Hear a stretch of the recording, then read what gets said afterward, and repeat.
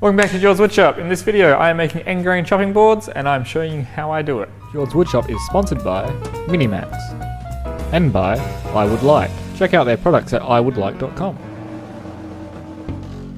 Now to make your chopping board all you need is some scrap wood. Make sure you save any offcuts that you have that have any substantial thickness to it, and also some food safe waterproof glue. So I'm using Titebond 3, but there are a lot of options out there. Just make sure you read the label to make sure it is food safe.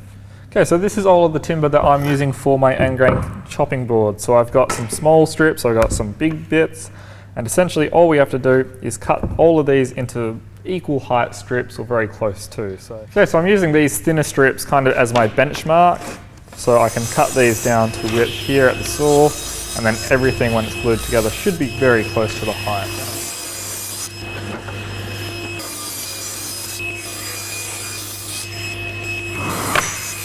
Alright, so there's all of the pieces that will make up our chopping boards. These longer ones I'll just trim down at the miter saw to be roughly the same length as the shorter pieces here, and then it's just gluing it all together. Okay, so I have the first blank here laid out. So with all of that stuff I've cut, I should have enough for about 4 boards all up. So here in the clamps I just roll everything over the same direction, and any face that's facing up here gets a lot of glue applied. And then once everything's got glue on it, just come back over anything that looks like it's soaked up a lot of glue. So sometimes you'll find like a porous bit of wood absorbs a lot of glue in just the time that it takes to apply the glue.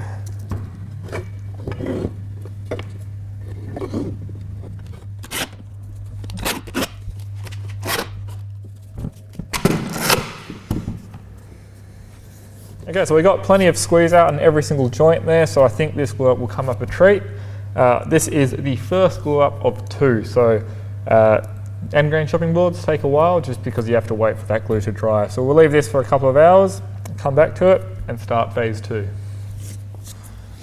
Right, so I'm just removing all of this excess glue with a scraper before I level it all out again.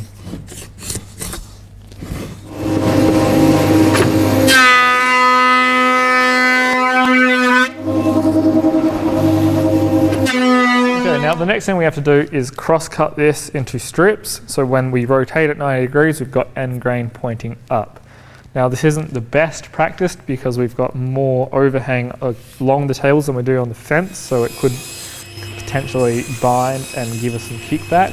So we've just got to be really mindful to take it slow and watch out for any signs that this is stressing the blade and might pinch it. So that's what we've got to do here. Here's all the pieces that we've just cut. Now we cut them out of the board like that. So what you do is you rotate it so the end grain is facing up, and you come up with your pattern. So here I want it to be random. So each second piece just gets flipped 180, and that just makes sure that all of these patterns are the reverse order. Okay, and to glue it up, it's essentially the exact same procedure that we followed before. You lay it out and only put glue on one face.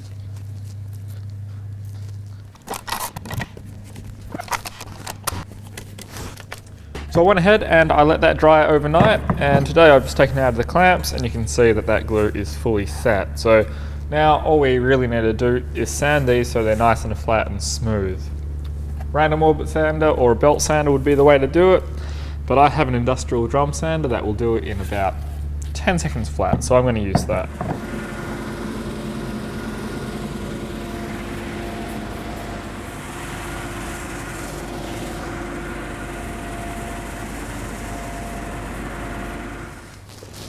Right, so that's been sanded to 120, and I just added a round over to those edges and also broke the sharp corner to make sure that it doesn't chip or whatever. So now it's time for the best part of any chopping board, and that is the finish. So I do it in 2 stages. The first stage is the oiling stage, which I use paraffin oil or mineral oil. And then the second stage is a wax blend, so beeswax and mineral oil blend. So I always do it in a tub so I can reuse it all. And it's just a matter of putting it on nice and heavy and letting it soak it up.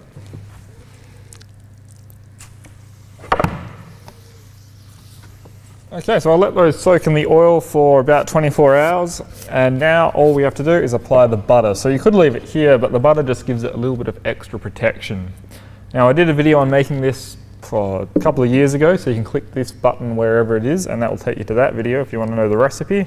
But essentially all it is beeswax and mineral oil or paraffin oil, depending on where you are in the world, with a little bit of orange oil in there as well. Okay, so the idea of this is just put a fair bit on the surface and just rub it in, and then you let it sit for, you know, probably overnight again, maybe a little bit longer in my case because it's the weekend.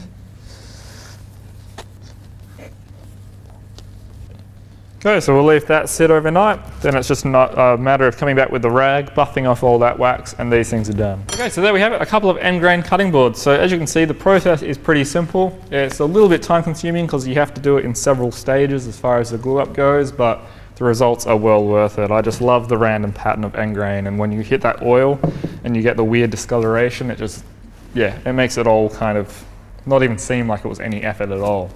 Do be warned though, if you get into end grain cutting boards yourself, you will fall into a rabbit hole because you do one and you want to do more. I've seen some pretty cool designs out there where they've actually used sort of triangles and all sorts of things to make actual patterns, and it is pretty impressive. So that's going to do it for this video. If you've liked this video, make sure you click that thumbs up button and leave a comment below. And if you're new to the channel, make sure you click that subscribe button as well, because I am putting out weekly woodworking videos. Now, if you like what I do here on YouTube and you want to show some support, there's a few ways you can do it. Over on my website, you can buy a set of plans or make a donation. So there's a plans page, a donations page. Pretty easy. Now, if you're not into that, you can also do it over on YouTube. So if you click this button or card right here, that will kind of instruct you how you can do it through YouTube. On top of that, I am also on Patreon. So if you aren't aware, Patreon is kind of a monthly donation thing. So you can choose a dollar amount and that comes out every month and goes directly to me. And that's a really good way of me gauging how much I can actually put towards projects this month. So if I'm doing 6 videos and I've got a little bit of money through there, I know I can actually go out and get that little bit nicer timber or, you know, things like that. So Patreon is a great way of doing it, but it is monthly, so it's not for everyone. Now lastly, if you weren't aware, I have a second channel which is just for vlogs and updates and things like that. So if you are interested in that channel, make sure you click here to go over to JordsWoodShop 2, so JWS 2. That is just updates and things like that, no projects over there. But if you are interested in daily or at least once a week updates, make sure you click there and subscribe to that channel too. All right, like always, thanks for watching and I'll see you in the next video.